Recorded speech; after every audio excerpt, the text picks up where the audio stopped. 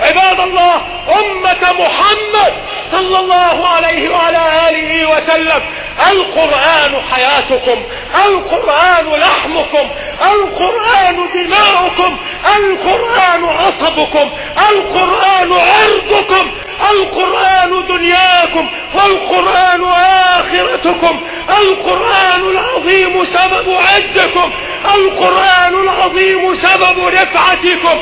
عباد الله، القرآن العظيم لو جعلتموه خلفكم كنتم في ذلة وفي مسكنة، لأنه حبل الله، واعتصموا بحبل الله جميعا ولا تفرقوا، وحبل الله دينه وقرآنه المجيد. في أظهر أقوال المفسرين: عار وأي عار أن تدخل الإنكليزية على وجهها كأنما قد تعلمتها على أهلها ومن ولدوا راضعين لحروفها وآدابها. عار عليك أن تدخل لغة ولغتين وثلاث لغات من لغات الأعاجم، ولا تستطيع أن تقيم لغتك العربية في جملة واحدة.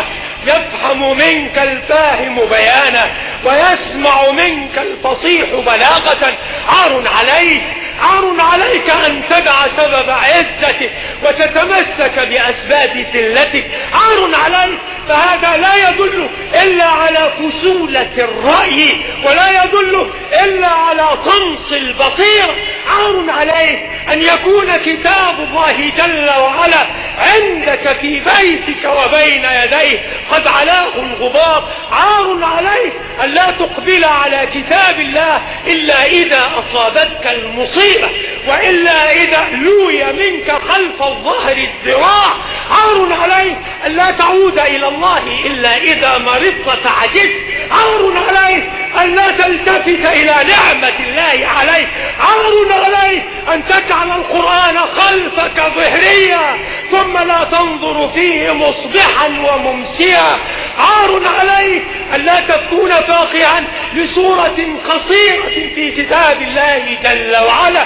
عار عليك أن لا يقوم لسانك بكلام ربك جل وعلا.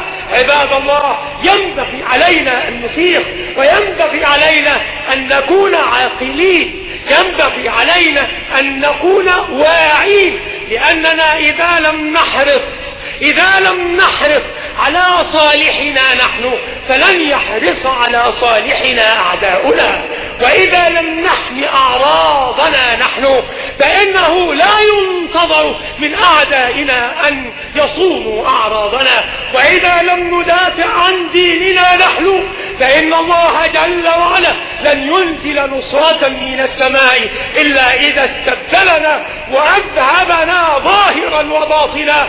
وإن تتولوا يستبدل قوما غيركم ثم لا يكونوا أمثالكم. اقرأ أخيها ورتل القرآن، اسمح بصوتك.